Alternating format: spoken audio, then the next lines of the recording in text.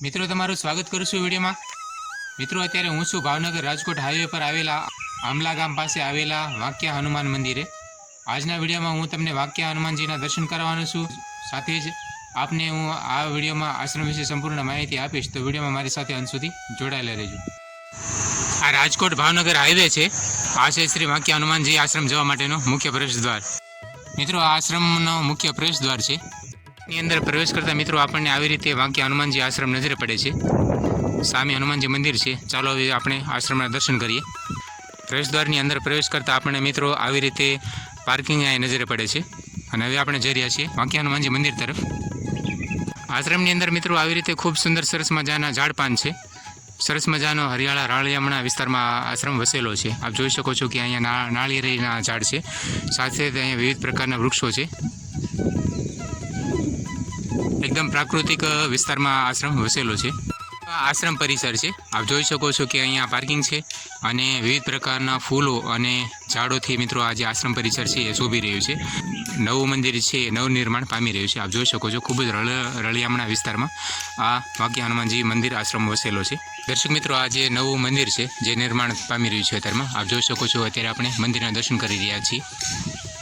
ખૂબ જ સુંદર સરસ મજાનો રળિયામણા વિસ્તારમાં આ મંદિર વસેલું છે વાંકિયા હનુમાનજી। અહીંયા નવું મંદિર બની રહ્યું છે અત્યારે।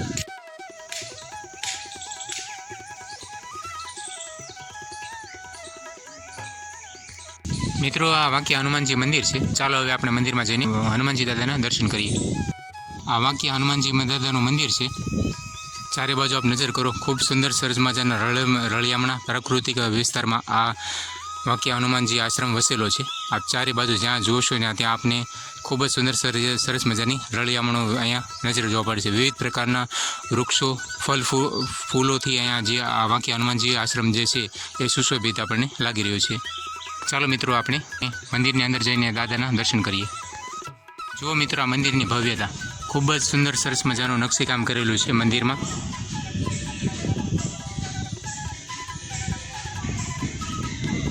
અહીંયા સંત શ્રી રામકિશોરદાસ બાપાનું મંદિર છે। અહીંયા સંત શ્રી રામકિશોરદાસ બાપાના આપણે દર્શન કરી રહ્યા છીએ। અહીંયા સિથરી માનું મંદિર છે। મિત્રો અહીંયા સંત શ્રી હનુમાનદાસ બાપાના આપણે દર્શન કરી રહ્યા છીએ। મંદિરમાં તમને ખૂબ સુંદર સરસ મજાની આવી રીતની કલાકૃતિ નકશીકામ જોવા મળશે। સંપૂર્ણ મંદિર જે છે ખૂબ જ સુંદર અને ભવ્ય લાગી રહ્યું છે।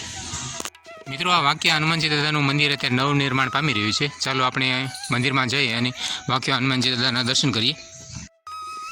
આ જોઈ શકો છો ખૂબ વિશાળ અને ભવ્ય આવી રીતે ખૂબ સુંદર સરસ મજાની નકશીકામવાળું જે છે દાદાનું ભવ્ય મંદિર બની રહ્યું છે। ચાલો આપણે મિત્રો હનુમાનજી દાદાના દર્શન કરીએ। આ રસોડા વિભાગ છે, સંત કુટીર નિવાસ છે, અને સામે આપણે જે ભોજનશાળાના દર્શન કર્યા એ છે ભોજનશાળા। આ પાર્કિંગ વિસ્તાર છે। સામે આપણે જે આવ્યા હતા એ અહીંયા વાંકિયા હનુમાનજી અંદર આશ્રમમાં પ્રવેશ કરવા માટેનો મુખ્ય પ્રવેશદ્વાર છે। તો આવી રીતે આ સંપૂર્ણ આશ્રમ જે છે।